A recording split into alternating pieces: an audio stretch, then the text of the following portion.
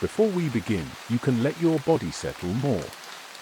You do not need to do anything special right now. If you are sitting, you can let your shoulders drop.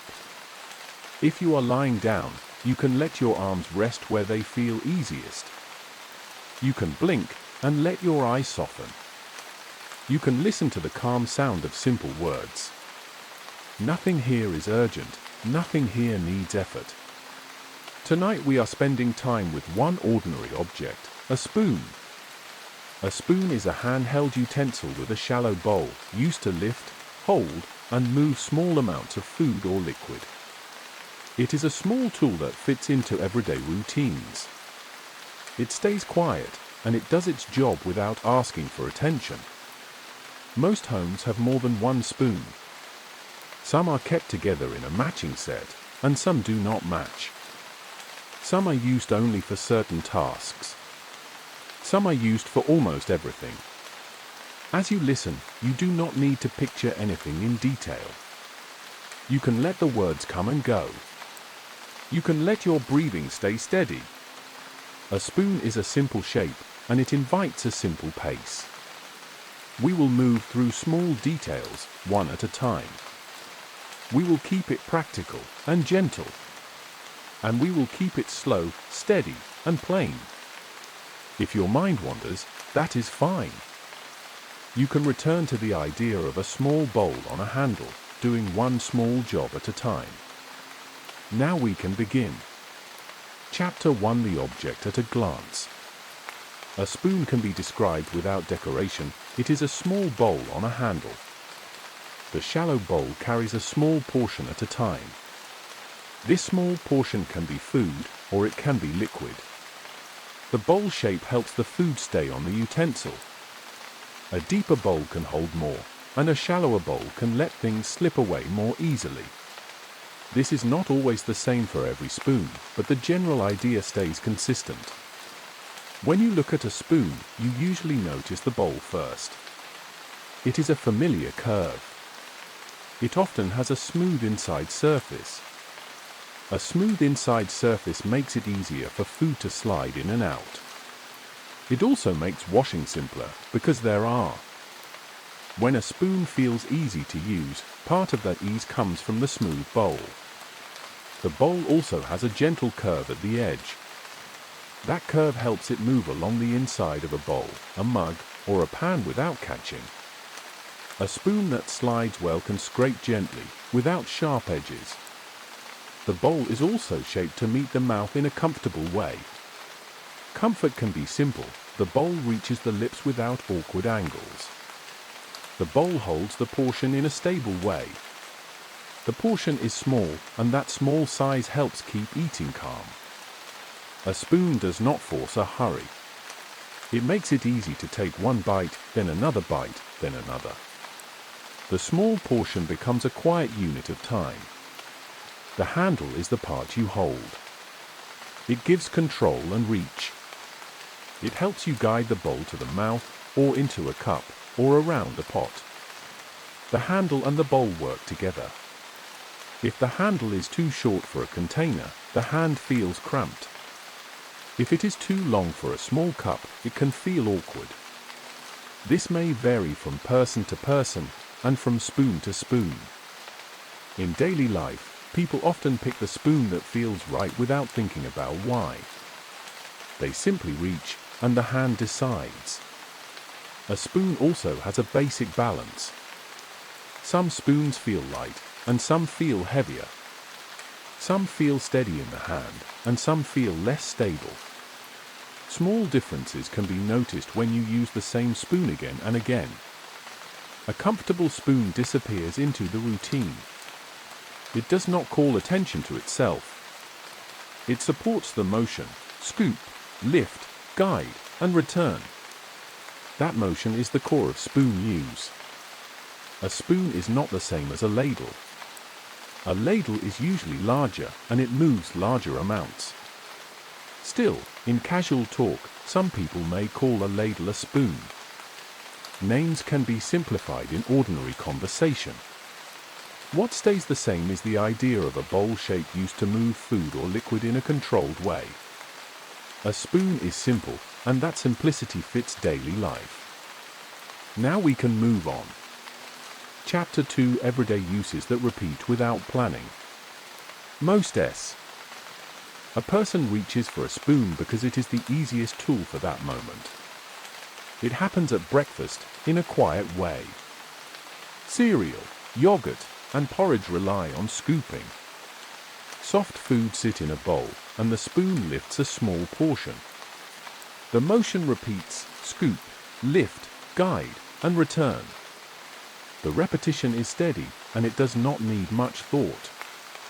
It is also easy to pause, because the spoon can rest in the bowl. It can wait there while a person looks out a window or listens to a sound. Spoons also show up with drinks. A spoon can stir tea or coffee. It can stir hot drinks and cold drinks. A small circle in a cup mixes sugar, milk, or other additions. Sometimes the spoon is left in the cup between sips. This can create a small clink when it touches ceramic or glass. It can also create small drips if the spoon rests against the rim or sits on a counter. Most people accept these small effects as part of normal life. If someone wants less noise, they may stir more gently. This may vary. A spoon often shifts roles. The same spoon used for breakfast might be used later to stir a drink. It might be used later to scoop something small while cooking. In cooking, a spoon can stir, taste, and portion. It can move a little sauce from one place to another. It can help portion spices or small ingredients. It can also scoop granular ingredients like sugar, salt, rice, or flour. Granular foods make the spoon act like a small scoop. Some granules spill off the shallow bowl, and some stay in place, depending on the shape. A person learns the best angle by repetition. In everyday cooking, people sometimes use a spoonful as an informal measure. It is convenient, but it is not consistent across spoon shapes. A spoon from one drawer might hold a different amount than a spoon from another drawer. This is why measuring spoons exist, even though many people still substitute with a regular spoon. Most of the time, people rely on habit and context rather than precision. A recipe may call for a certain amount, and a person may still choose a familiar spoon and estimate. This may vary by confidence and routine. A spoon is also often left in a mug or bowl between bites or sips. It rests there as a normal part of eating. Some people set the spoon on the side of a plate. Some set it on a saucer. Some keep it in the bowl the whole time. The choice is often automatic, not planned. These small habits shape how a home sounds and looks during meals. Over time, many households develop a favorite spoon. It might be the one that fits a certain mug best. It might be the one that feels best in the hand. It might simply be the one that ends up clean most often. The spoon keeps small tasks small. Now we can move on. Chapter 3: Vocabulary and Everyday Names. People use many names for spoons. Some names describe size, and some names describe a job. A teaspoon is often the name for a small spoon used at the table, especially with tea, coffee, and desserts. In some contexts, teaspoon can also refer to a measuring amount. This can cause confusion. In daily life, many people rely on context, and the confusion passes quickly. If a person is holding a cup, teaspoon usually means a small spoon from the drawer. If a person is reading instructions for cooking, it may mean a measured amount. This is not always the same, but context helps. A tablespoon can mean a larger eating spoon. It can also mean a measurement used in cooking. Again, people often understand the meaning from the situation. If someone is reading a recipe, they may mean a measured amount. If someone is setting a table, they may mean a larger spoon from the drawer. This is not always the same across households, and it can vary by habit. In shared kitchens, small misunderstandings can happen, and then they pass. A dessert spoon is often described as an in-between size. It may sit between a small spoon and a larger spoon. This may vary by region and brand, so it is not always the same. In practice, a dessert spoon is simply the spoon that feels suitable for soft desserts, like pudding or yogurt. Many people choose it without thinking. They pick a spoon that matches the bowl and the food, and then they begin to eat. A soup spoon often describes a rounder or deeper bowl shape meant to hold more liquid. Some soup spoons are shaped to fit comfortably at the lips. People sometimes use soup spoons for cereal as well, because cereal can have both liquid and solid parts. A serving spoon is usually larger, and it is used to transfer food from a shared dish to a plate. A serving spoon is often stored with cooking tools, rather than with table spoons. It may be brought out only at certain times, like meals where food is shared from one dish. There are also context spoons. A coffee spoon often refers to a small spoon used in small cups. In daily life, any small spoon may become a coffee spoon. An iced tea spoon is often longer to reach tall glasses. Long handles can also help with layered drinks or tall dessert cups. A baby spoon is usually smaller with rounded edges and gentle shapes. It is chosen to fit a small mouth and to reduce discomfort. Over time, a baby spoon can sometimes become a different household tool, like a spoon used for medicine. This may vary. Measuring spoons are different again. They are designed for repeatable volume rather than comfortable eating. They often come in linked sets to reduce loss. Some households also use hybrid tools.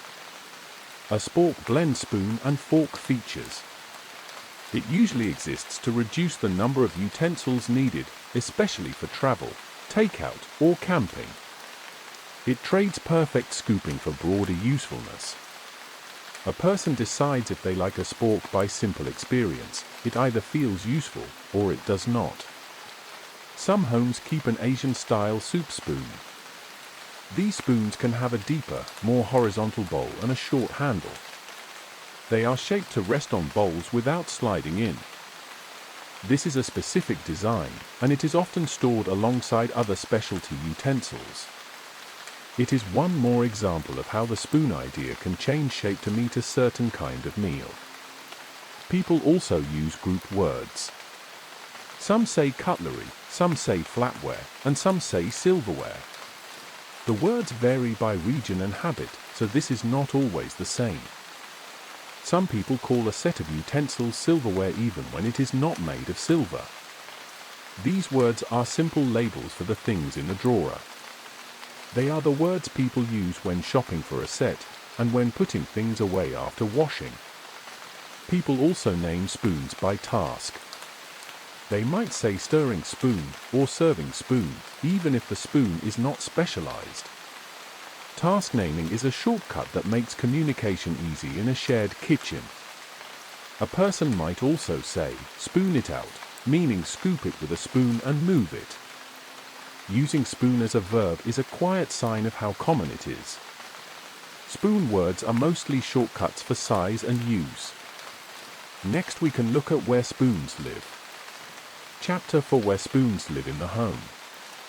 The most common home for eating spoons is a drawer with dividers. The dividers keep spoons from tangling together. They also make it faster to pick one up.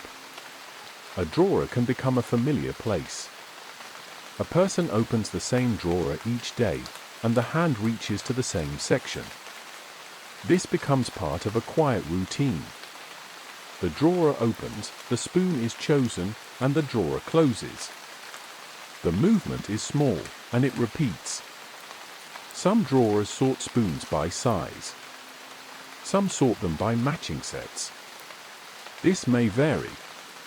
Some households care about keeping sets together. Others simply keep all spoons in one section. When a divider breaks or shifts, the drawer can become messy. spoons can overlap, and the small sounds of metal on metal become more common. Some people fix the organizer, and some people accept the clutter. A utensil organizer can also be replaced, but many people keep the same one for a long time. Some homes store frequently used spoons upright in. This can reduce how often a drawer is opened. It can make it easy to grab a spoon for a drink or a quick snack. At the same time, it exposes spoons to dust and splashes. It also adds another object to clean, the container itself.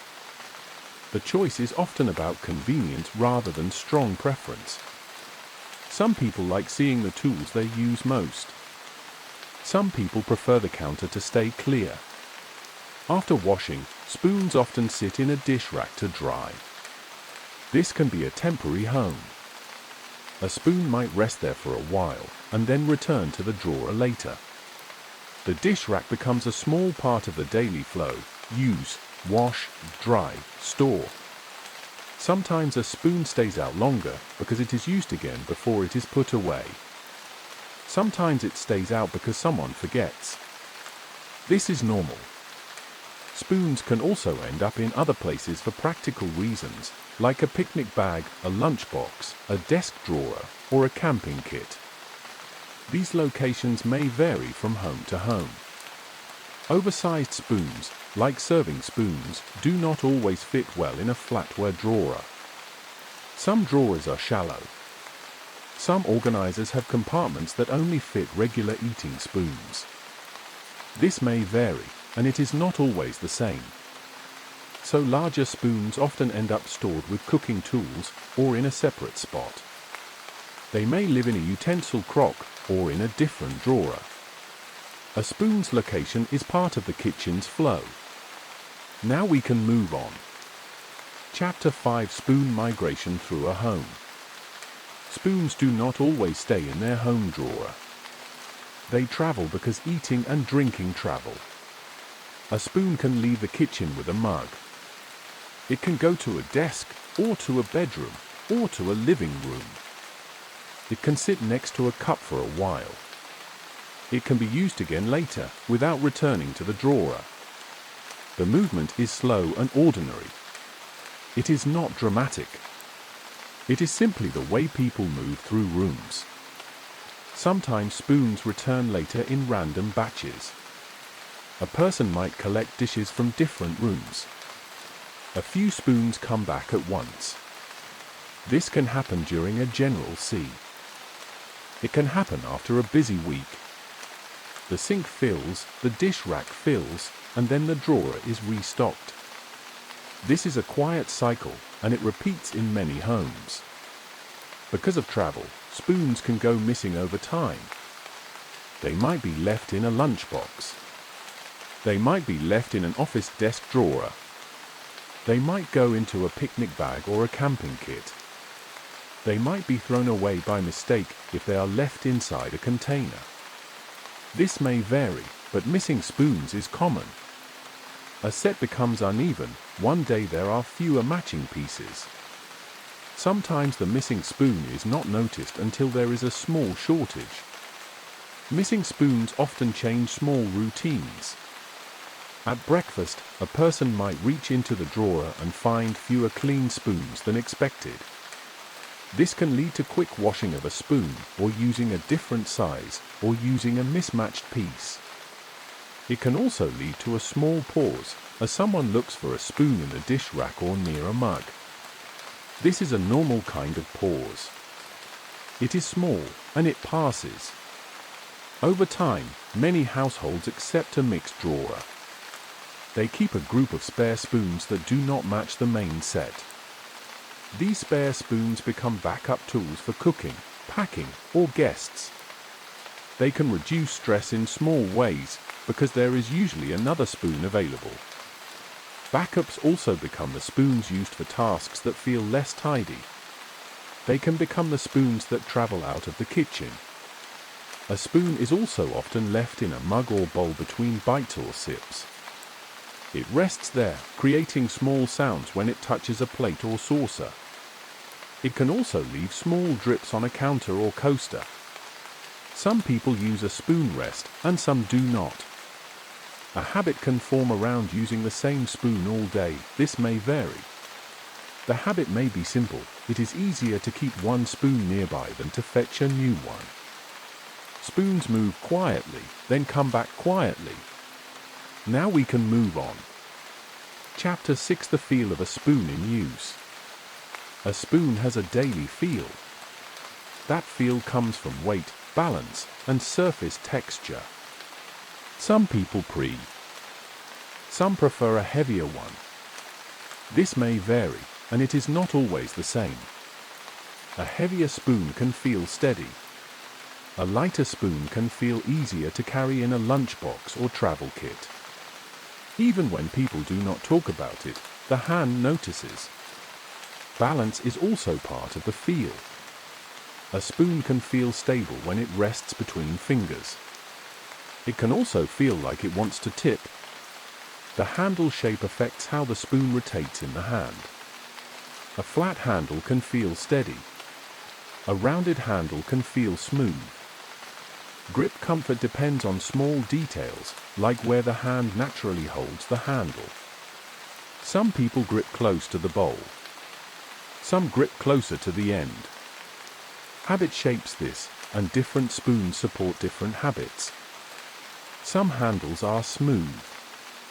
Some handles have more texture. This may vary by design and by set. Temperature can be part of daily feel as well. A metal spoon can feel cool at first touch. Then it can warm as it sits in food or a drink. This may vary with the room and the meal. A spoon in hot soup can warm quickly. A spoon in cold food can stay cool longer. A person may not think about this directly, but the body notices. The spoon also meets the mouth. A spoon can feel easy when the bowl meets the lips without awkward angles. That ease can come from handle length and the bowl's tilt. A spoon that is too long for a small cup can bump the hand. A spoon that is too short for a deep bowl can force the wrist into an odd angle. This may vary with the container and the person. When the spoon is right, the motion is smooth. The bite arrives without effort, and the spoon returns for the next one. Sound is another small detail. Metal spoons often create a clink against ceramics and glass. The sound level depends on thickness and how the spoon is held. Some people stir quietly, keeping the spoon from striking the sides. Some people do not notice the sound at all. In a quiet home, people sometimes change habits without planning. They might set a spoon down more gently or stir more slowly. They might place the spoon on a soft surface instead of directly on a plate. These are small adjustments, and they are common. A spoon also slides along surfaces. It slides along a cereal bowl. It slides along the inner wall of a mug. Small curves and rounded edges help the bowl move without catching. This can make stirring smoother. It can make scraping the last bits of food calmer, without sharp edges. Comfort is often just the absence of friction. Now we can move on. Chapter 7: A spoon as a small kitchen tool.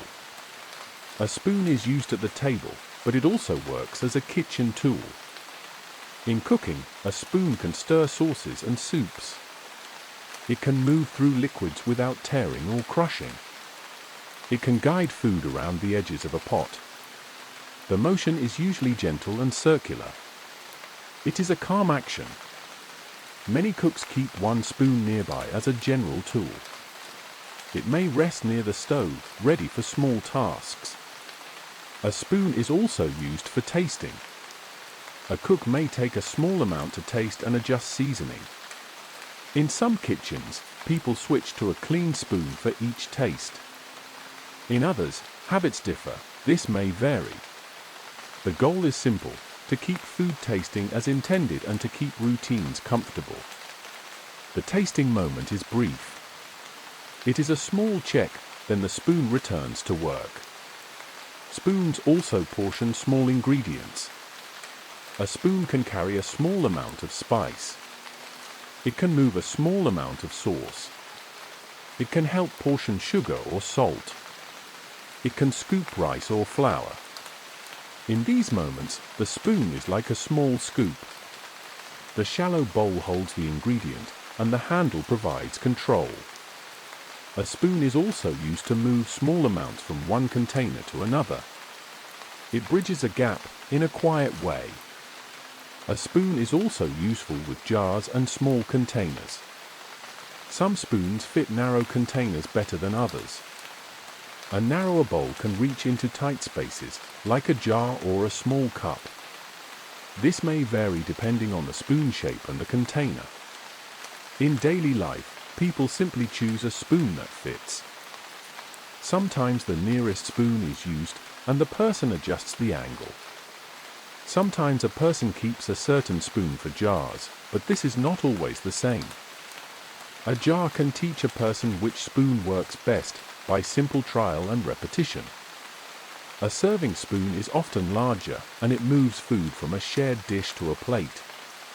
It may live with cooking tools, not with table spoons.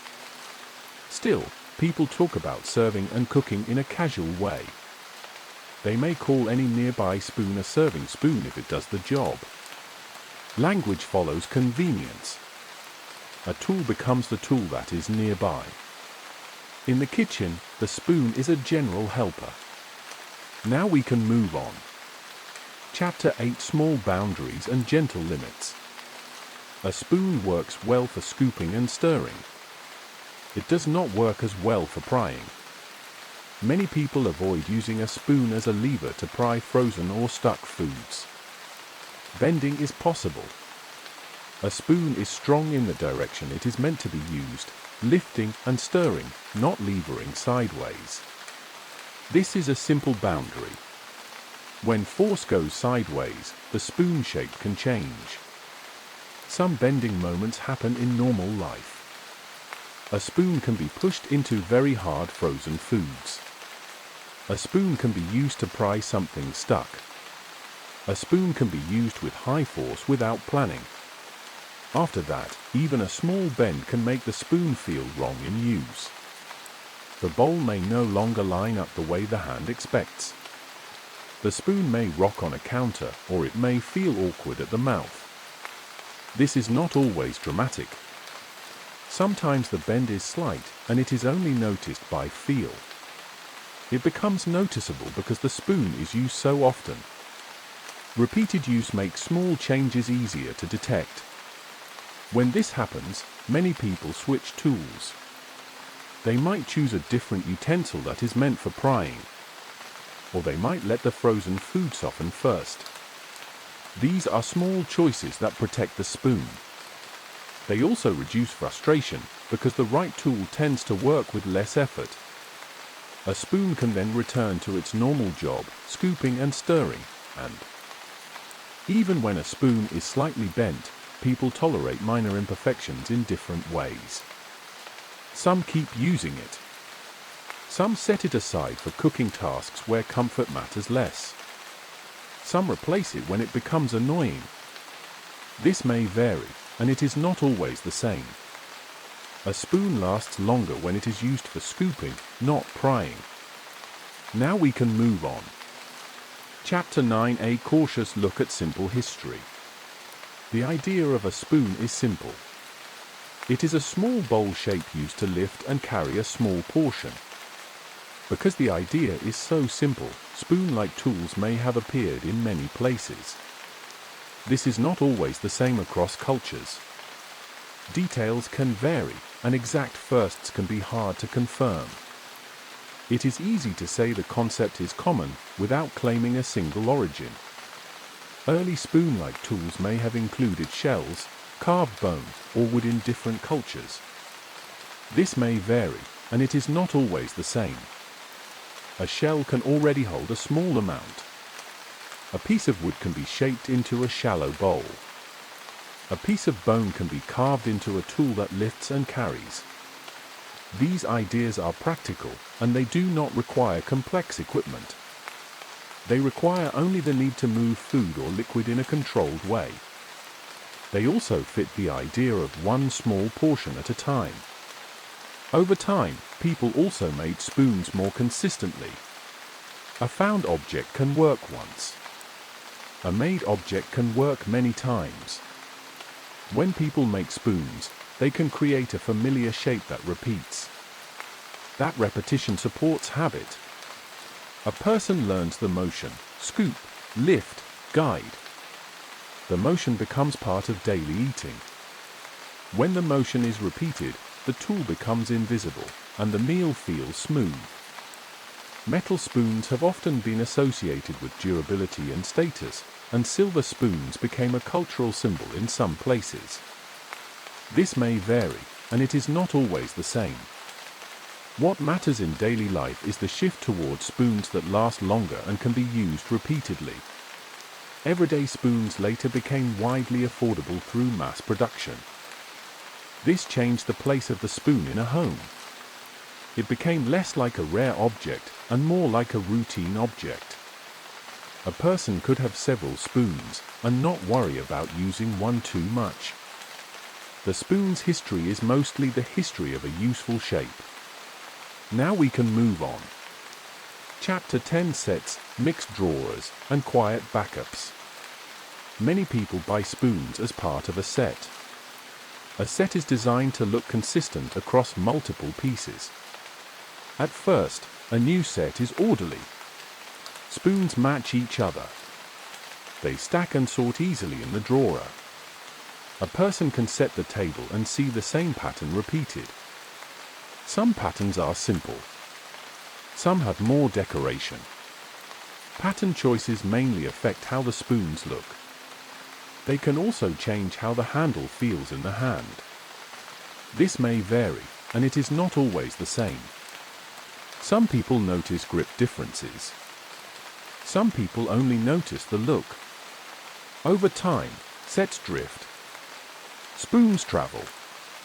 Spoons go missing. A spoon might leave the home in a lunchbox or a picnic bag. It might stay in an office desk drawer. It might be thrown away by mistake. This may vary, but it is common enough that many drawers become mixed. A matching set turns into a mixture of shapes and finishes. A person might still call it a set, even when it is no longer fully matched. The drawer becomes a practical collection rather than a perfect display. Many households keep spare spoons that do not match the main set. These become a mixed group used for backups. They are used for cooking, packing, and guests. They may also be used for tasks where the nicest spoons are not needed. The backup group can reduce stress during busy periods. If clean spoons are low, there is still another spoon. If a guest arrives, there is still a spoon to offer. Backups can also take on the jobs that cause more wear, like travel and quick snacks. Packaging and purchasing can influence how sets form, but details may vary. Some sets arrive in bulk bundles. Some arrive in boxes with trays that help reduce scratches. Some people keep the box for storage, and some do not. Many homes also keep a small buffer of extra spoons to avoid running out. Extras reduce the urgency of dishwashing. They support smooth routines. Some people see extras as calm insurance. Some see them as clutter. This may vary. Sets drift, and people adapt. Now we can move on. Chapter 11: A slow day in the life of a spoon. A spoon's day can be described as a loop. It starts in a drawer or in a countertop container. A hand reaches for it without much thought. In the morning, it often goes to breakfast. It scoops cereal, yogurt, or porridge. It repeats the same quiet motion many times. It might then rest in a bowl, or on a saucer, or in a mug. Later, the same spoon might stir a drink. A small circle mixes what needs to be mixed. The spoon might be left in the cup between sips. It might make a small clink against ceramic or glass. It might leave a small drip if it is set down. Most people accept these small details as normal, and they move on. If the spoon is set on a plate, it may make a quiet sound. If it is set in the bowl, it may stay silent. This may vary, and it is not always the same. During the day, the spoon might travel. It might go to a desk with a snack. It might sit beside a cup for a while. It might be used again. It might wait until later to return. When the spoon finally returns to the kitchen, it often goes to the sink. From there it goes to washing. Some households wash by hand.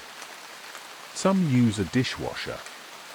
This may vary, and it is not always the same. In either case, the goal is simple: clean the spoon so it can be used again. After washing, the spoon often rests in a dish rack to dry. This is a simple stage. Then it returns to the drawer. Sometimes it returns quickly. Sometimes it stays out and gets used again, because it is already clean and within reach. A spoon can move between the dish rack and the mug several times in one day. This may vary. The spoon becomes the nearest tool, and the near. At night, spoons may be collected from different rooms. They may return in small batches. The drawer is restocked. The next morning, the drawer opens again, and the routine continues. This loop is plain, and it is steady. Most spoon use is not memorable. It is steady. It supports eating, drinking, and cooking without calling attention to itself. Chapter 12: The Material List in Daily Life.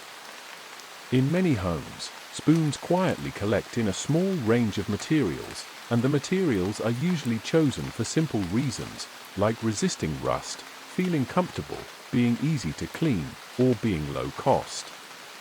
When a person opens a drawer, stainless steel is often the most common material they see.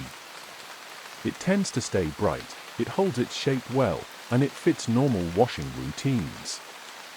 Alongside stainless, some homes keep plastic spoons for convenience. These might come from take-out meals, packed lunches, or stored extras for busy days. Plastic spoons are usually light, and they can flex during use, which can make scooping feel different from metal. A few other materials can appear as well. Some spoons are made from aluminum. Aluminum can feel very light, and it can conduct heat quickly, so it can feel different in hot foods. Some homes keep a travel spoon made from titanium, often chosen because it can be strong and lightweight. Some homes have ceramic spoons, which can feel smooth and pleasant, but can chip or break if dropped. These materials are not always the same from home to home, and the mix often depends on what a household has bought over time, or what has arrived through gifts and travel sets. Some kitchens also keep wood or bamboo spoons. These can feel warmer and quieter than metal. They can also change over time because they can absorb moisture and pick up stains, so they tend to require a bit more attention to drying. Silicone spoons are common in cooking because silicone is gentle on some cookware surfaces. For eating, silicone spoons appear most often with babies and very soft foods, where a softer feel can matter. In the same drawer, a person might also find a hybrid tool, like a spork, that blends spoon and fork features, often kept for travel or quick meals. There are also spoons made from silver and spoons made from base metal with a plated outer layer. These pieces can look beautiful, but they often come with different care needs, because silver can tarnish and plating can wear. Many households treat these spoons as special use, or store them for tradition rather than daily meals. This may vary, and some households do use silver more often, but in many homes, silver is not the everyday choice. Some spoons also have colored finishes or coatings for appearance. These finishes can change how scratches show and how cleaning feels. A household may choose them for a simple reason: they like how they look on the table. Over time, coatings may show wear, and the spoon may still work while looking less uniform. A spoon drawer can become a practical mix. Some materials are there because they are easy to live with. Some are there because they solve one small problem, like avoiding breakage, reducing weight, protecting cookware, or fitting a specific container.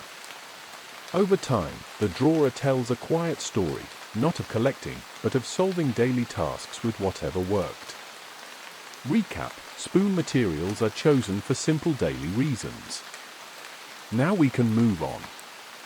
Chapter 13: Stainless steel as a quiet default. Stainless steel is a very common spoon material because it resists rust and holds its shape well. In daily life, this means a person can wash the spoon many times, leave it in a dish rack to dry, and return it to a drawer without special steps. Stainless spoons are also often compatible with dishwashers in normal use, which matters in homes where convenience is part of the routine. A stainless spoon often feels cool at first touch, especially in a cooler room, and then it warms quickly when it sits in food or a drink. That small temperature change is part of the everyday sensory experience. It is simple, and it passes quickly, but it can make a metal spoon feel different from plastic or wood. Some people do not notice it. Some notice it most with hot soup or cold desserts. This may vary, and it is not always the same. Stainless spoons also tend to keep their shape. A spoon that keeps its shape stays familiar in the hand.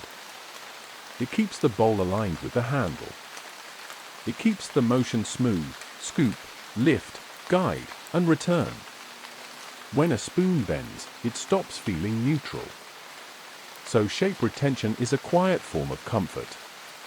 A person may describe it as a spoon that feels solid, or a spoon that does not feel flimsy. Even within stainless spoons, thickness can vary. A thicker spoon can feel more stable. A thinner spoon can feel lighter. A small difference in thickness can also change stiffness and long-term appearance. This is one reason why two spoons that look similar can feel different in daily use. A person may not describe the difference, but they may reach for the spoon that feels steadier. Some stainless flatware is labeled with composition-style markings, such as ratios involving chromium and nickel.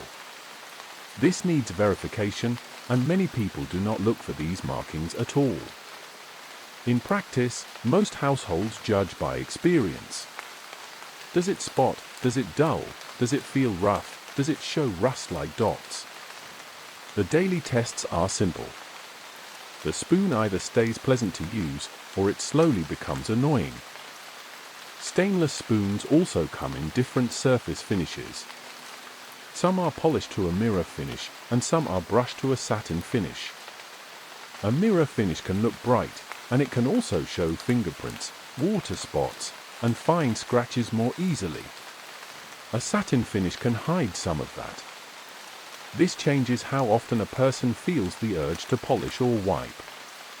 It is not a strict rule, but finish changes perception. In many homes, stainless becomes the quiet default because it asks for very little attention. Recap: stainless spoons are common because they are low effort and stable.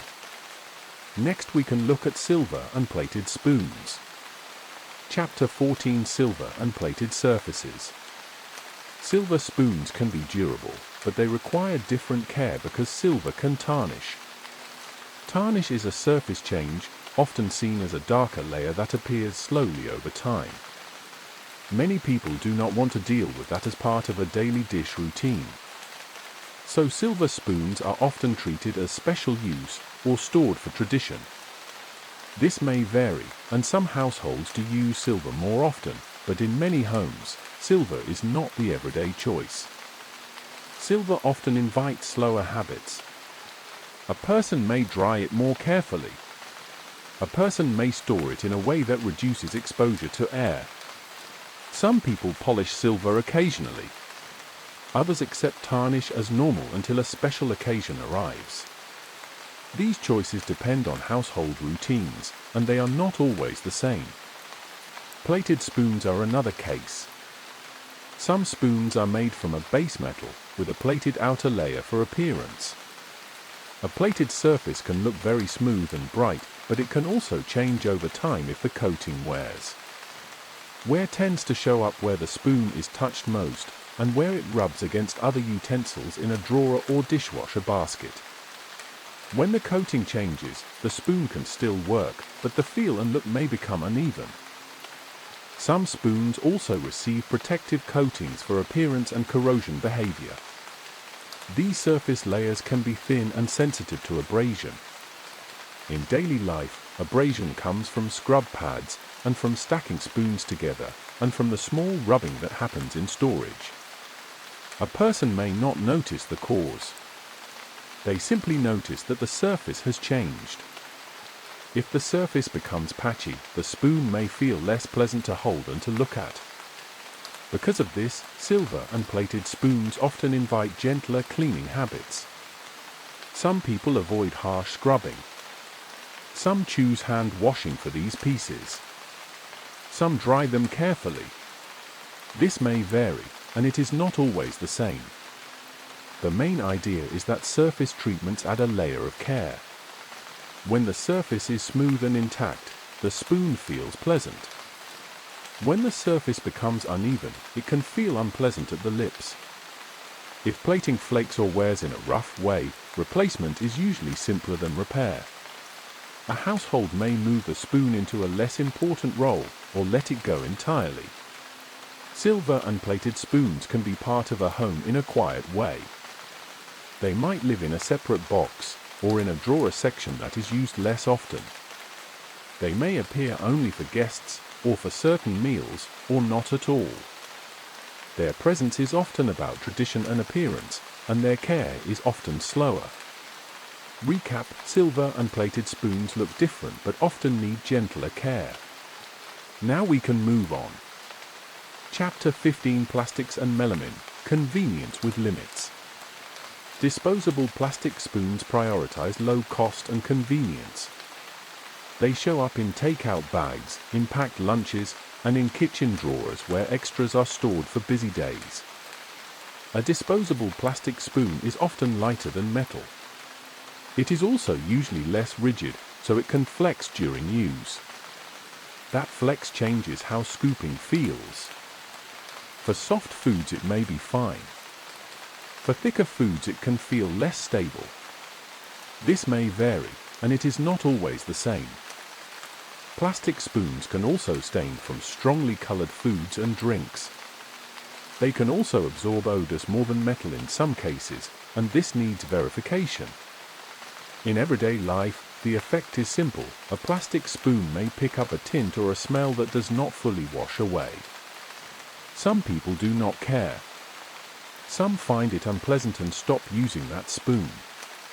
Plastic spoons are often replaced sooner because they are cheap and easy to replace. They are often replaced when they crack, warp, or retain odors. Small cracks can also hold residue and become harder to clean. Plastic spoons are also often kept as a temporary solution. A household might keep a bundle for guests or for quick meals when dishes are not yet washed. They are easy to store in a drawer or pantry. They can reduce urgency. A person can use one without opening the main flatware drawer. This can be part of a calm routine when time feels limited. Melamine spoons are different from thin disposable plastic. They are rigid and smooth, and they are often used where breakage is a concern. They can feel comfortable to use, and they can be a practical choice for children or outdoor meals. They may not tolerate extreme heat as well as metal, and this needs verification, so it is best to keep that claim general. In normal life, many people treat melamine as sturdy, but still avoid very hot situations unless they are sure. The surface can scratch over time, and scratches can change how residue and water spots show up. A scratched surface can look older, even when the spoon still functions. Plastic and melamine show a common theme. they make spoons easy to add and easy to replace. They also change expectations. A person does not expect a disposable spoon to last for years. They expect it to help once or a few times, and then be replaced. A melamine spoon may last longer, but it is still often treated as a practical item, not a long-term heirloom. Convenient materials often trade long life for simplicity. Recap: plastics and melamine are chosen for convenience, even if they wear sooner. Next we can look at wood and bamboo. Chapter 16: Wood and bamboo, warmth and moisture. Wooden spoons can feel warmer and quieter than metal spoons. They can reduce clinking sounds, and they can feel gentle in the hand. In many homes, wood is common for cooking spoons, and less common for eating spoons, but it can appear in both roles. Wood requires more careful drying, because it can absorb moisture. If it stays wet, it can swell or change shape. If it dries too aggressively after soaking, it can crack. So the simple rule for wood is often wash quickly and dry well. Bamboo spoons often resemble wood in daily use. They are often marketed as lightweight and renewable, and they can be chosen for that story as well as for function. Bamboo may still absorb moisture and stain if not cleaned promptly. This happens in practical ways. A spoon used with sauces or spices can pick up color over time. A spoon left wet can feel rougher later. Many households accept these changes as normal, and some prefer the clean look of metal. Wood and bamboo also change in texture. At first they may feel smooth. Over time they may develop small, rough areas, especially if washed with abrasive scrubbers. They may also pick up small marks that do not affect function, but change appearance. Some people like the look of gradual change. Some find it messy. This may vary. Because moisture is a key issue, storage matters. A wood or bamboo spoon does best when it can dry fully. It may be stored in a place with airflow, or set out to dry before being put away. Some households avoid leaving wood spoons soaking in water. That is often a common mistake. Soaking makes swelling more likely. It also makes long drying more likely. A quick wash and a thorough dry can reduce problems. This is not a complicated routine, but it is a routine that asks for a bit more attention than stainless. There are also claims about composting wood and bamboo. These claims can depend on whether the spoon is treated or coated, and this needs verification. In many homes, the choice at end of life is practical, and a person chooses the simplest option available. The daily focus is not on composting, it is on keeping the spoon clean enough and pleasant enough to keep using. With wood and bamboo, drying is part of ownership. Recap: wood and bamboo feel warm and quiet, but they need good drying. Now we can move on. Chapter 17: Silicone, softness and gentle surfaces. Silicone spoons are common in cooking because silicone is gentle on some cookware surfaces. When a pan has a surface that can scratch, a silicone spoon helps reduce scraping damage. In that setting, silicone is chosen not because it looks special, but because it protects cookware. The spoon becomes part of a quiet habit: stir gently, scrape gently, and keep the pan surface smooth. A person might keep a silicone spoon close to the stove, so it is always within reach. For eating, silicone spoons are more common for babies and very soft foods. A softer spoon can reduce discomfort for a small mouth. It can also feel calmer against sensitive gums. In daily use, this can matter because feeding is often slow and careful. A silicone spoon supports that slow pace. It also tends to be easy to grip in a careful way because the surface can feel slightly different from polished metal. Silicone can have its own cleaning realities. It can pick up a thin film or odors if not cleaned thoroughly, especially after oily foods. This is not always the same, and it can vary with how it is washed and dried. In many homes, normal washing is enough. In some homes, a periodic deeper clean is used. The idea is simple: remove residue that clings in a thin layer and return the spoon to a neutral smell. When the spoon returns to a neutral state, it becomes easy to use again without distraction. Storage also matters for silicone. If it is stored in a place that traps odors, the spoon may pick up smells from the environment. If it is stored damp, it may also develop a smell. So the usual routine still applies: wash, rinse, dry, store. Silicone can be flexible, and that flexibility can feel different in stirring compared to metal. Some people like the softness. Some prefer the firm feel of metal. This may vary. Silicone is about gentleness, with a bit more attention to cleaning. Recap: silicone spoons are chosen to be gentle, and they need simple, thorough washing. Next we can look at shape and how shape fits containers. Chapter 18: Shape decisions, depth, width, and fitting real containers. A spoon shape is often judged in a few seconds. Does it fit the cup? Does it reach the bottom? Does it hold the food without dripping too much?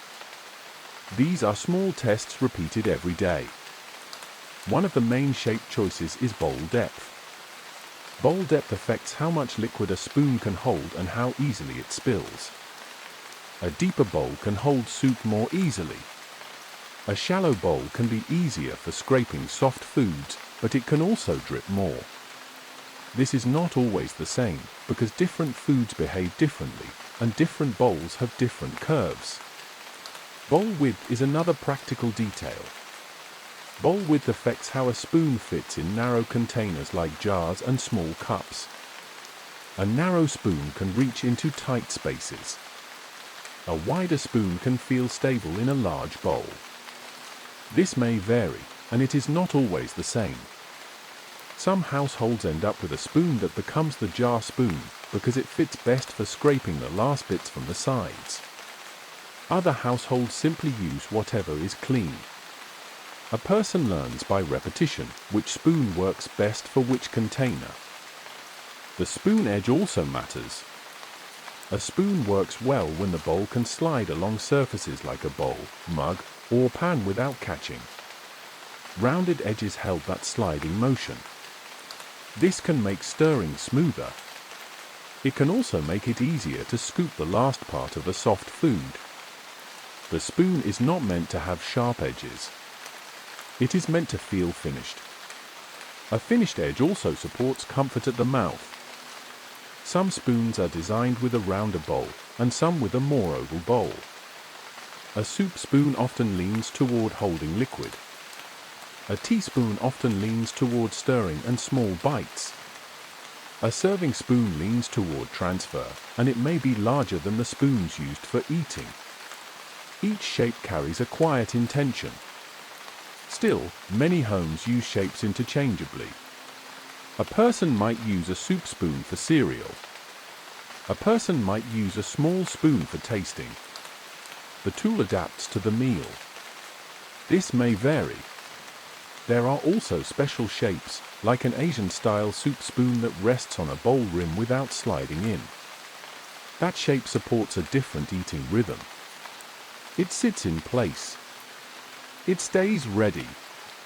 It can hold a small amount of broth. It also often has a short handle. This is one more reminder: the spoon shape follows the container and the habit. Shape is mostly about fitting real containers and making the small motion of scooping and stirring feel easy. Recap: spoon shape is practical. It is about holding and fitting. Now we can move on. Chapter 19: Handle design, grip, and quiet comfort. Handle shape affects grip comfort and how the spoon rotates in the hand.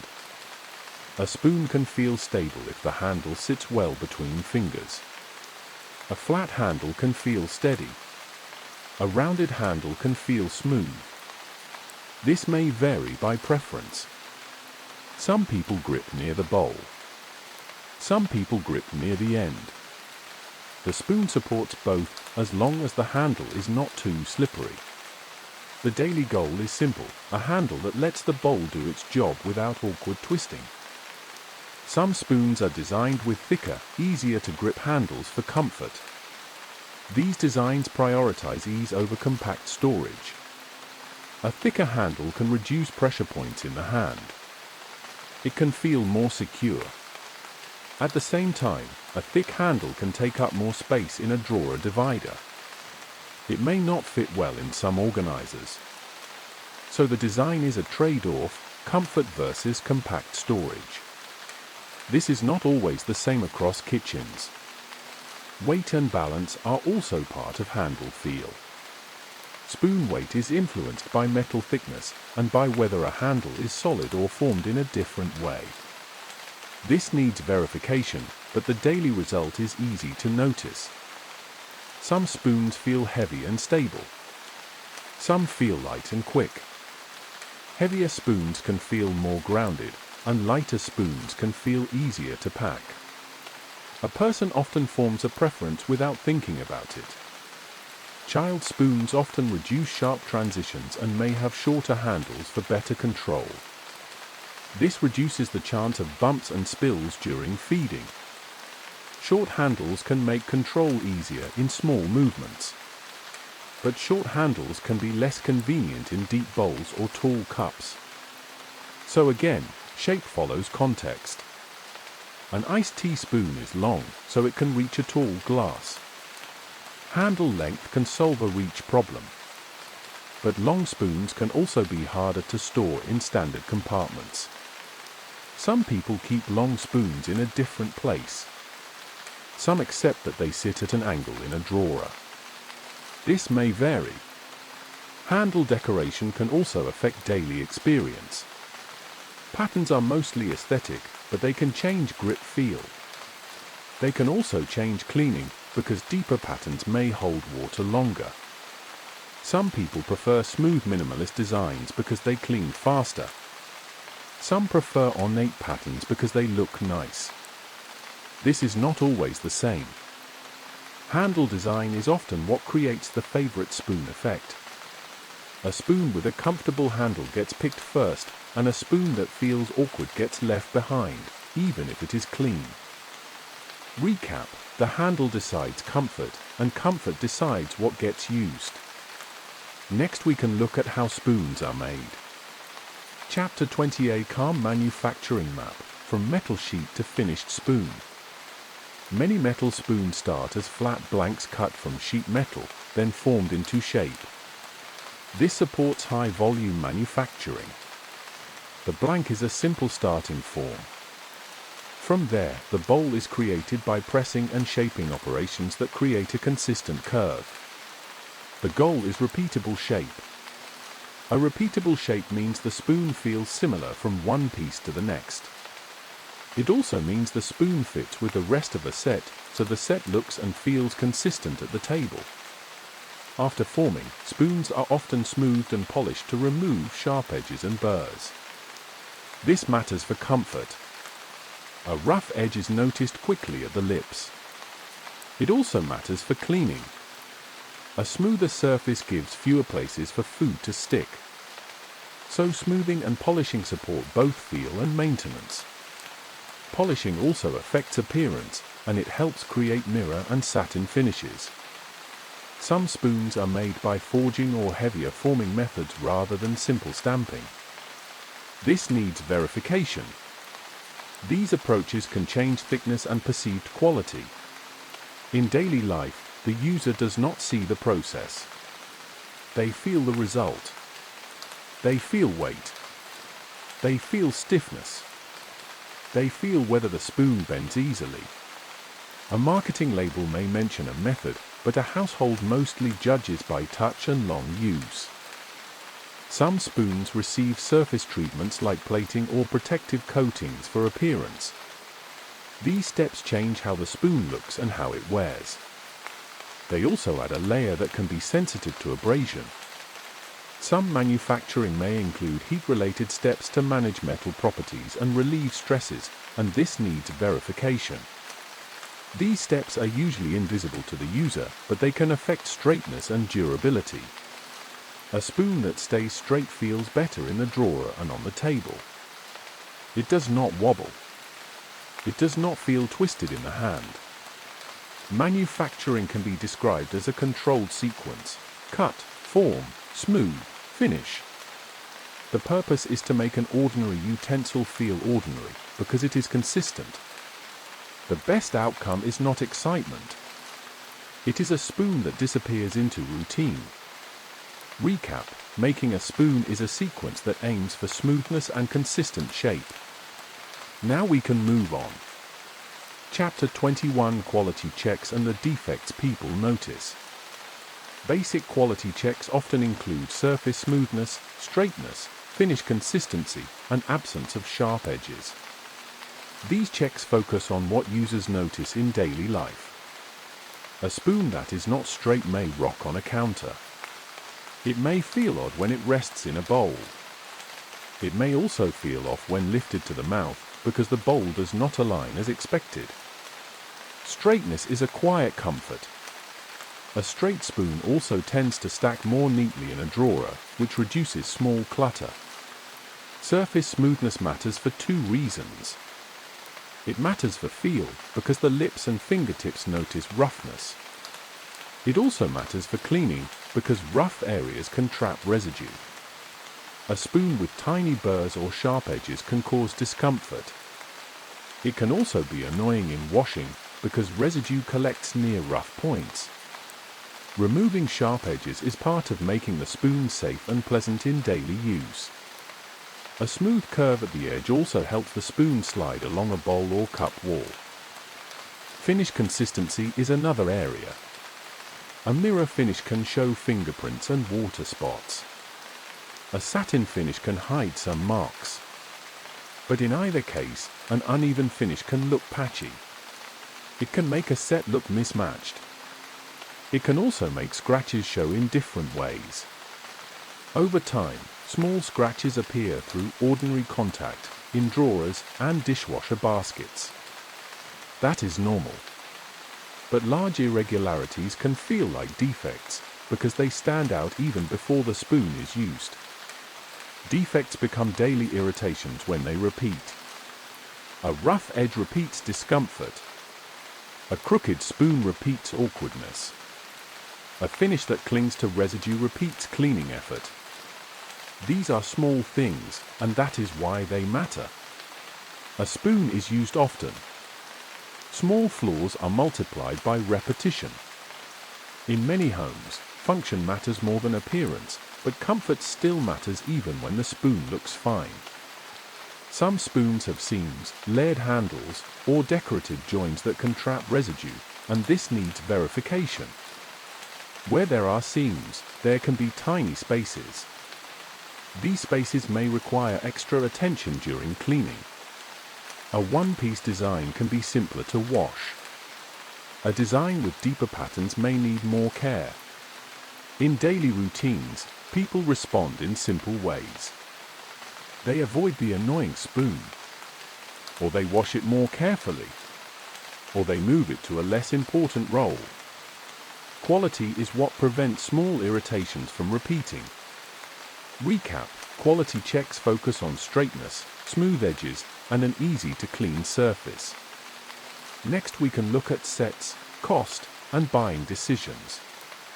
Chapter 22: Variants, Sets, Cost, and Packaging in Quiet Decisions. Spoon sets are often designed to look consistent across multiple pieces. A household might buy a set to keep the drawer uniform. Pattern choices mainly affect aesthetics, but they can also change grip feel, and they can affect cleaning if patterns are deep. Some people prefer a simple pattern that wipes clean easily. Some prefer a decorative look. This may vary. Over time, patterns can also affect replacement, because a spoon that does not match can stand out in a set. Spoon cost is driven by material, thickness, finish, branding, and set size. A small difference in thickness can change stiffness and long-term appearance. A thicker spoon can feel more stable, and it can sound different when it touches a bowl. A thinner spoon can feel lighter, and it can flex more. Branding and packaging also influence cost. Some sets arrive in boxed packaging with mold trays. Some arrive in bulk bundles. Packaging can affect how spoons arrive without scratches, and it can shape first impressions. A spoon that arrives already scratched can feel used before it is used. Some people care about this. Some do not. Some people keep the box for a while because it makes early storage simple. Many households choose spoons by simple priorities. They want spoons that clean easily. They want spoons that feel comfortable. They want enough spoons so they do not run out during busy periods. This is where extras matter.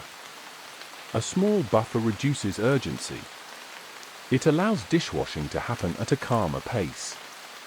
Some people keep their old spoons as backups, even when they buy a new matching set.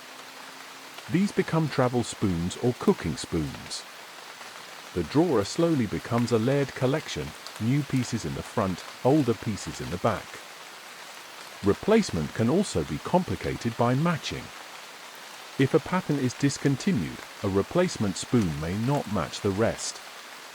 This can lead to a mixed drawer. Some people accept mixing easily. Some prefer to replace the full set to restore uniformity. This may vary. A mixed drawer is common because spoons go missing and return unevenly. The practical solution is often to use what is available. There is also a general expectation that food contact items use materials and finishes appropriate for repeated contact with food and washing. This needs verification in detail, and in practice, buyers often rely on reputable brands and simple labeling. Most people want a spoon that behaves normally in daily washing. They want a spoon that stays smooth, and that does not add extra work. Buying decisions are often quiet decisions. They are not exciting. They are about removing small friction from daily routines. A spoon is chosen because it is stable, because it cleans easily, and because it fits the home. Recap: spoon buying is usually about comfort, durability, and reducing daily friction. Chapter 23: The Daily Cleaning Loop. A spoon usually stays easy to live with because it is cleaned in a simple loop. The loop is not complicated, and it repeats. A spoon is used, then it moves toward washing. In some homes, the spoon is rinsed right away. In other homes, the spoon waits in the sink for a while, and then it is washed later. This may vary, and it is not always the same. The main goal is steady: remove food residue, wash with soap and water, then dry. Daily spoon cleaning is often done in one of two ways: dishwasher washing or hand washing. The chosen routine depends on habit, time, and material. Some homes default to the dishwasher because it feels automatic. Some homes default to hand washing because it feels faster for a few items. Many homes use both, depending on the day. After washing, drying matters. A spoon that is still wet can carry water into a drawer. Standing moisture can encourage discoloration or residue, especially in creases and around decorative patterns. Drying also helps prevent a damp smell in storage. Some people let spoons air dry in a dish rack. Some people towel dry. Some people do a mix, depending on time and preference. A spoon can be shaken gently before it is placed to dry, to remove pooled water. Small steps like this may seem minor, but they add up in daily comfort. A spoon's path through the kitchen is often predictable. It goes from drawer to bowl, then to sink, then to rack, then back to drawer. Sometimes the spoon stays in the rack longer and gets used again before it returns to storage. Sometimes it returns to the drawer the same day. Sometimes it returns later, during a larger cleanup. This may vary, and it is not always the same. When a spoon is cleaned and dried well, it tends to stay neutral. It does not hold smells. It does not feel sticky. It does not add extra work later. The simple loop keeps the spoon calm and ordinary, which is what most people want from a daily utensil. Recap: the spoon stays easy when the wash and dry loop stays simple. Now we can move on. Chapter 24: Dishwashers, slow changes over time. A dishwasher can clean spoons with very little effort. In many homes, the main work is loading and unloading. The spoon goes into a cutlery basket or tray, and later it returns clean. This routine reduces decision-making. It also supports consistency, because the dishwasher runs the same kind of cycle again and again. At the same time, dishwashers can create small changes over time. When spoons sit in a basket, they can rub together. This rubbing can create small scratches. The scratches are usually fine and shallow, but they can change shine. They can also change how fingerprints and watermarks show. Some households care about these changes. Some households do not. This may vary. Placement can reduce rubbing. Some people space spoons apart. Some people alternate directions so spoons do not press tightly against each other. Some people use a tray that holds utensils more separately. Other people load quickly and accept the slow wear. Both approaches are common. Dishwashers can also leave spots or a light film, especially when water is hard. Some people see this most clearly on shiny spoons. Some people barely notice. A person might towel dry a spoon to avoid visible marks. Another person might accept the spots as normal because the spoon is still clean. A rinse aid may change results in some homes, but this may vary, and it is not always the same. The main idea is that dishwasher use is convenient, and the effects are gradual.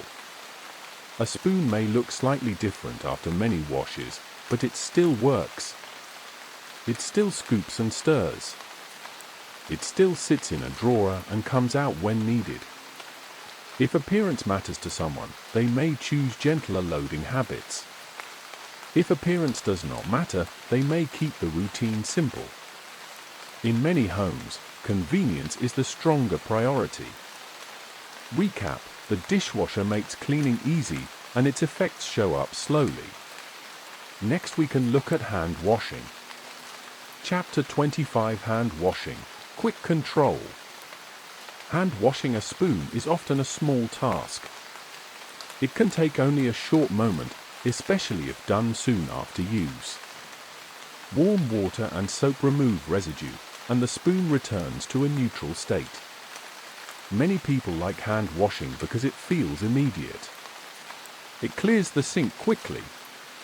It also keeps one utensil ready without waiting for a full load. Hand washing also gives control. A person can choose how much pressure to use. A person can choose the tool, like a sponge or a brush. This matters when a spoon has decorative patterns, seams, or joins that may trap residue. These features are not always present, and not always the same, but when they are, a brush can help reach small areas. A smooth, simple spoon can often be cleaned with a quick wipe. A more detailed spoon may take a little longer. One common choice in hand washing is whether to use an abrasive scrub pad.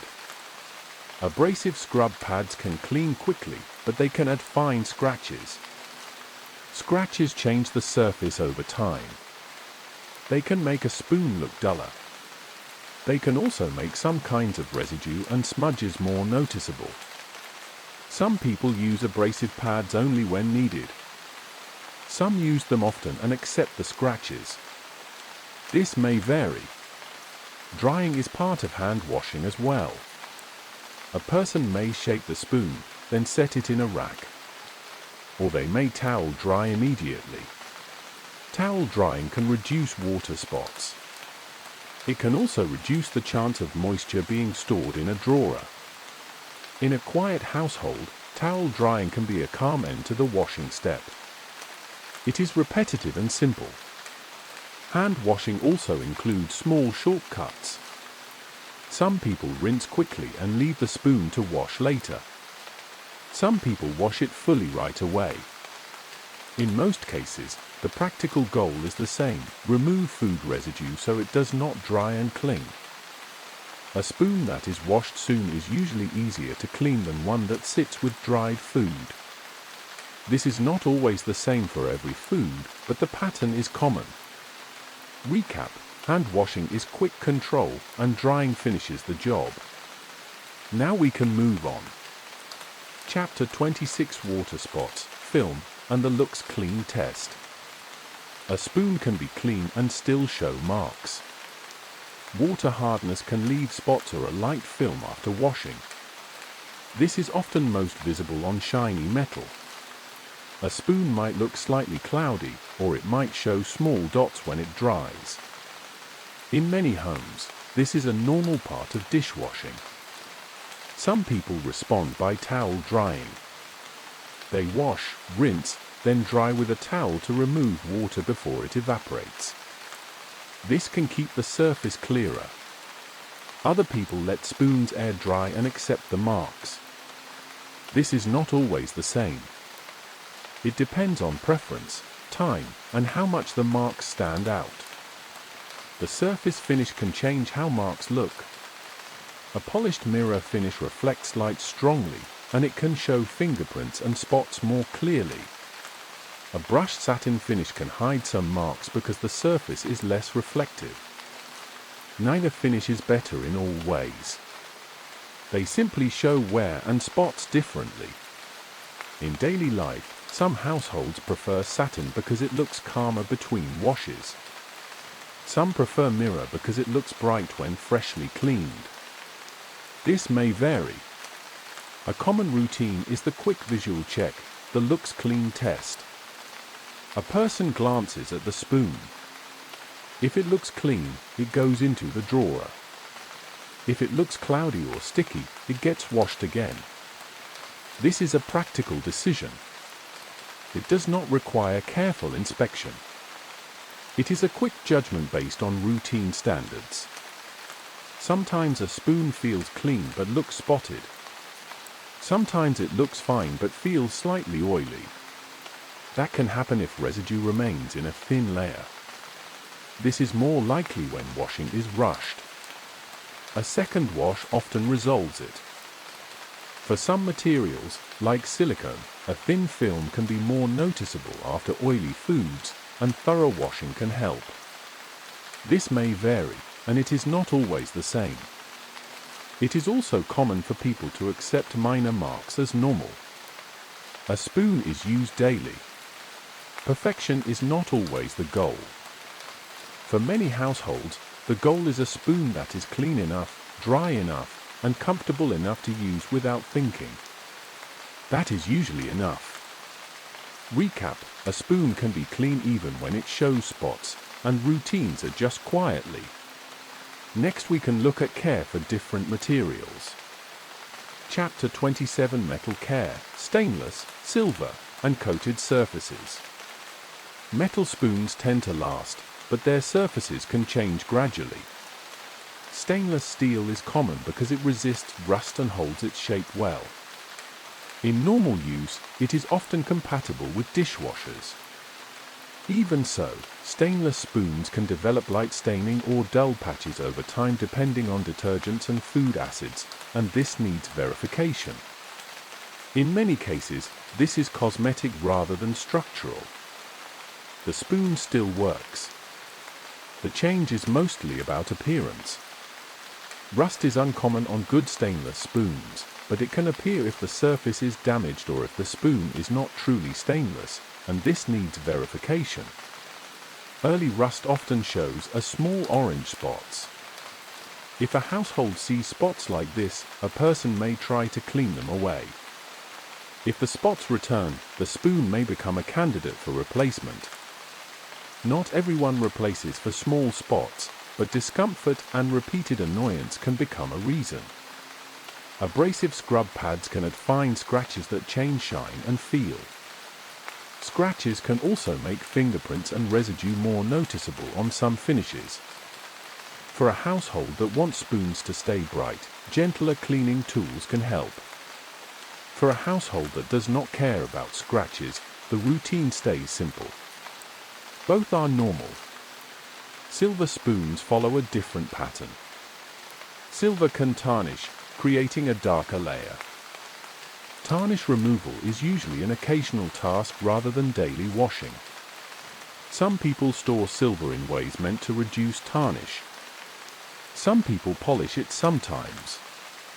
Some accept tarnish as normal. This may vary. Silver is often treated as special use, partly because of this care difference. Plated and coated spoons also change through surface wear. A plated outer layer can wear over time. Wear often appears at high contact points, like where fingers hold the handle, and where the spoon rubs other utensils in a drawer. If a coating flakes or wears in a way that creates an uneven surface, it can feel unpleasant. When flaking occurs, replacement is usually simpler than repair. A household may move the spoon to a non-eating roll or let it go.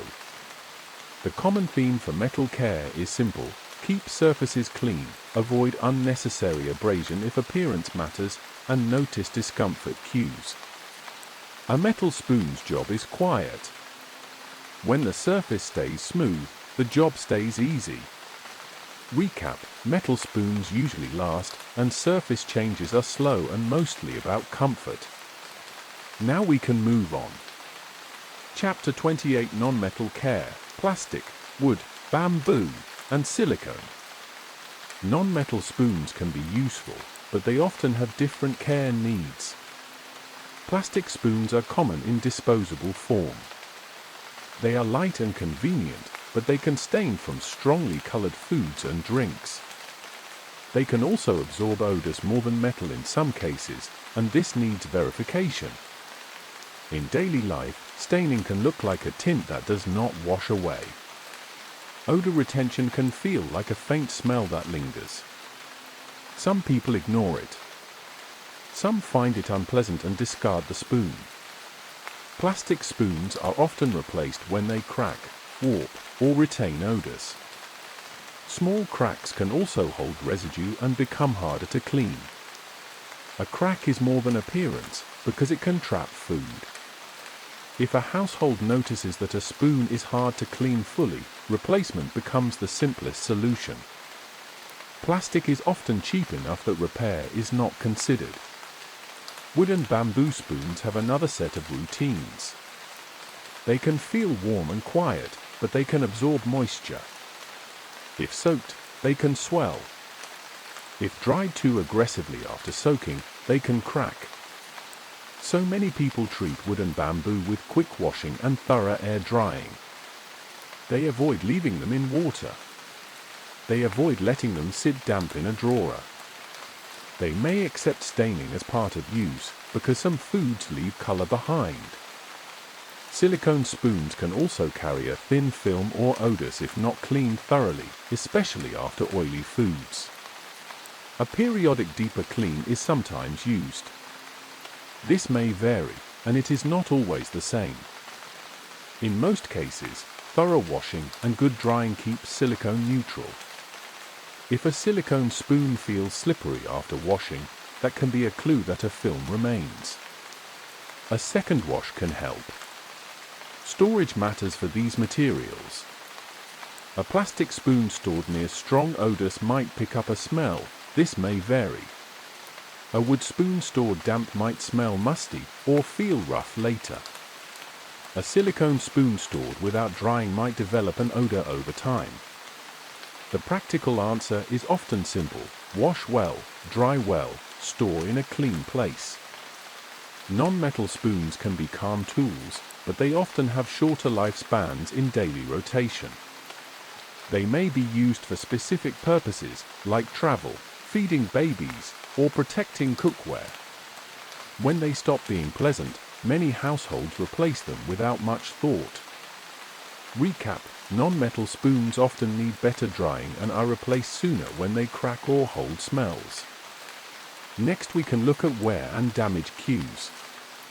Chapter 29: Wear and Damage, Bending and Roughness. A spoon can wear in ways that change comfort. One common issue is bending. A spoon can bend if used with high force, such as prying or scooping very hard frozen foods. Even a small bend can make the spoon feel wrong in use. The bowl may no longer align with the handle. The spoon may not meet the mouth in the same familiar way. The hand notices the change because the motion repeats often. A bent spoon can sometimes be noticed by placing it on a flat surface. If it rocks or wobbles, it may be bent. This is a simple check. Not everyone does it, but it can explain why a spoon feels odd. Some people keep using a bent spoon. Some people set it aside. Some replace it. This may vary. Another wear cue is rough edges or tiny burrs. These can appear from damage, poor finishing, or long-term wear. Roughness is often noticed first by the lips or fingertips.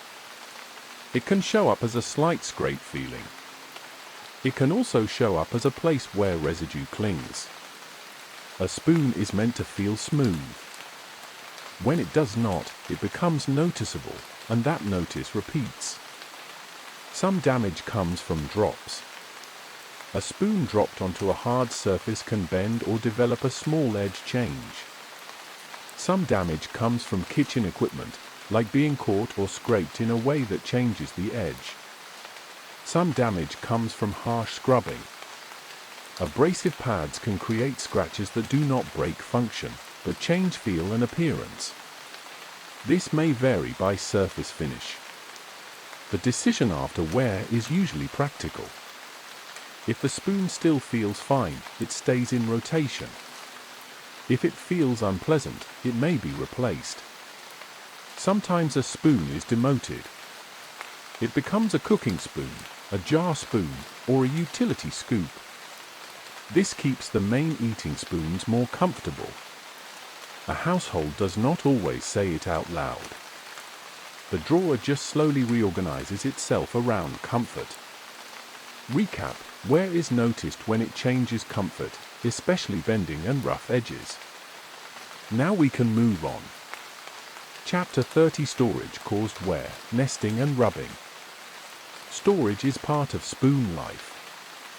A spoon spends a lot of time in a drawer, in a holder, or in a dishwasher basket. These storage moments can create slow wear. Nesting spoons stack tightly. This is convenient, and it saves space. But stacking can trap moisture if spoons are put away damp.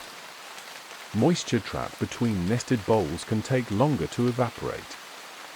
This can lead to spots or residue marks. It can also contribute to a damp smell in a drawer. A simple habit can help: make sure spoons are dry before stacking them. This may vary, because not every household has time for careful drying. Rubbing is another storage effect. In a drawer without dividers, spoons rub against each other.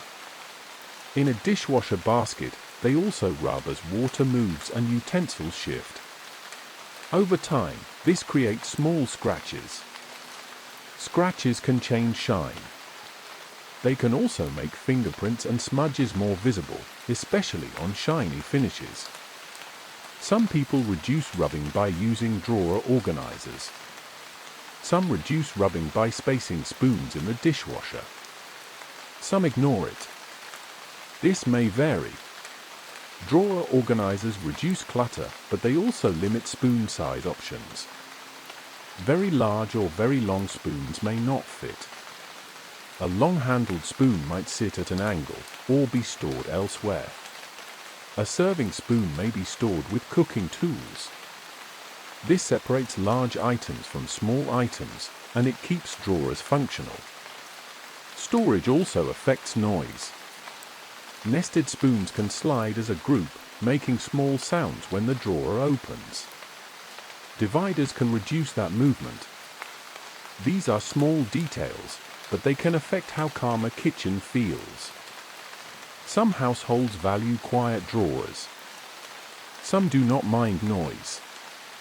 The main idea is that storage choices are not neutral. They shape the rate of scratches, the chance of trapped moisture, and the ease of finding a spoon quickly. Small adjustments can help, but perfection is not needed. In most homes, good enough storage is enough. Recap: storage shapes slow wear through rubbing and trapped moisture.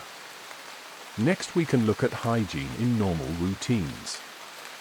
Chapter 31: Hygiene in normal life, shared kitchens, and flavor transfer. In normal home life, spoon hygiene is usually handled through routine washing rather than special procedures. The main goal is simple: remove food residue and dry the spoon well. Most households rely on consistency. They do not create complex rules. They wash, rinse, dry, and store. A spoon can carry flavors or smells if residue is left on the surface. This is more likely when washing is rushed or when residue hides in textured areas. Some spoons have seams, layered handles, or decorative joins that can trap residue, and this needs verification. Decorative patterns can also hold small amounts of water and residue. In those cases, extra attention during cleaning can help. A brush can reach small spaces more easily than a flat sponge. Flavor transfer is often noticed when a spoon moves from a strong flavored food to a mild one. A person might notice a faint smell or taste.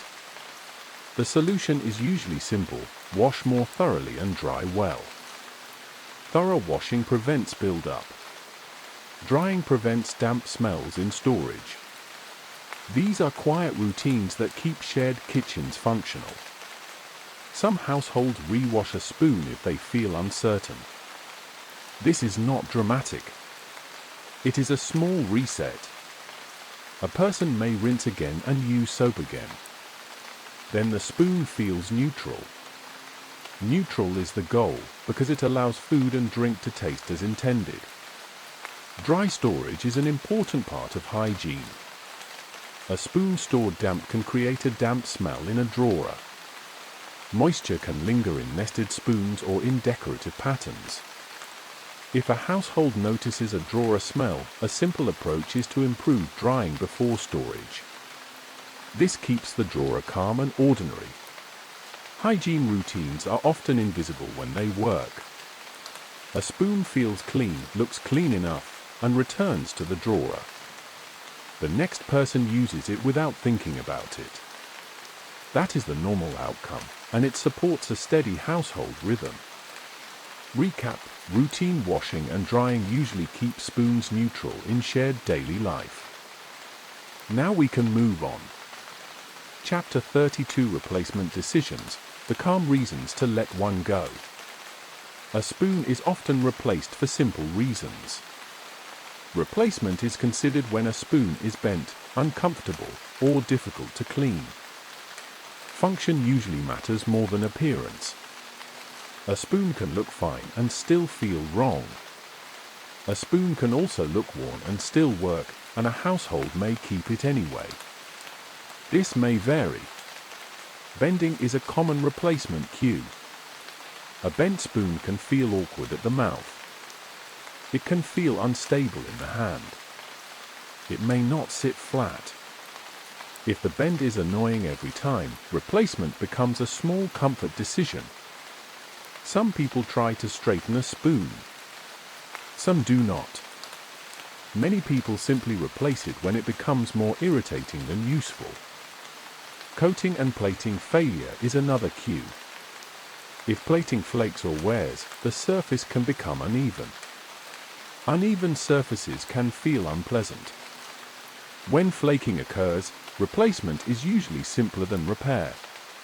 A household may move the spoon into a non-eating role, like a utility scoop, or discard it. This depends on the spoon and on the household. Plastic spoons have their own replacement cues. They are often replaced when they crack, warp, or retain odors. Small cracks trap residue and can be hard to clean. Warping can change the scoop motion. Odor retention can be a persistent annoyance. Because plastic spoons are often cheap and easily replaced, households tend to discard them sooner. Spoons also leave the set in quieter ways. Many spoons go missing over time. A set becomes uneven. This can lead to replacement decisions at the set level. Some households replace individual pieces and accept mismatches. Some replace a full set to restore consistency. This may vary. Many homes keep a small buffer of extra spoons to avoid running out. Extras reduce urgency. They allow dishwashing to happen at a calmer pace. When there are extra spoons, a household can discard one annoying spoon without creating a shortage. This supports a smoother routine. Replacement is usually not emotional. It is a practical step to remove repeated discomfort and repeated cleaning difficulty. A spoon is a small tool. When it stops being easy, many households let it go. Recap: spoons are replaced when they become repeatedly uncomfortable or hard to clean. Next we can look at what happens after replacement. Chapter 33: End-of-life paths, reuse, and disposal. When a spoon leaves everyday eating life, it does not always leave the home immediately. Many old spoons are reused as small scoops for gardening, pet food, or household powders. This is common when the spoon is still sturdy but no longer pleasant for eating. A spoon can be separated into a utility group. It might live outside the kitchen. It might live near potting soil, detergent, or other household materials. This keeps it useful without asking it to be perfect. Spoons are also sometimes used for non-food mixing tasks, like paint, glue, or small craft materials. This usually ends the spoon's kitchen life. Once adhesives and paints are involved, cleaning is difficult. The spoon becomes a workshop tool, even if it started as table flatware. In many homes, mismatched or spare spoons are chosen for these tasks. They are already outside the main set, so it feels easy to repurpose them. Some people donate usable flatware during decluttering, especially if it is part of a larger set. Donation depends on local acceptance policies. This may vary, and it is not always the same. Some places accept used flatware if it is clean and usable. Other places may not. Households that donate often sort by simple criteria: unbent, clean, and reasonably consistent. Recycling also depends on location. Metal spoons are often recyclable as scrap metal in some systems, but rules vary. Many people handle them through scrap drop-off rather than curbside bins. Plastic spoons are often not accepted in curbside recycling due to size and resin handling, but rules vary, and this needs verification. Wooden or bamboo spoons may be compostable if untreated, but coatings and food residues can complicate composting, and this needs verification. Because rules vary, many households choose the simplest option available. Sometimes that means disposal with general waste.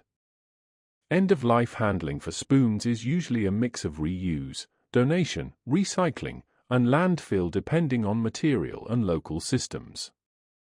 Most households default to the easiest path when time is limited. The practical approach is to avoid guessing. If rules are unclear, it is reasonable to say this may vary, and then choose a simple option. A spoon is small.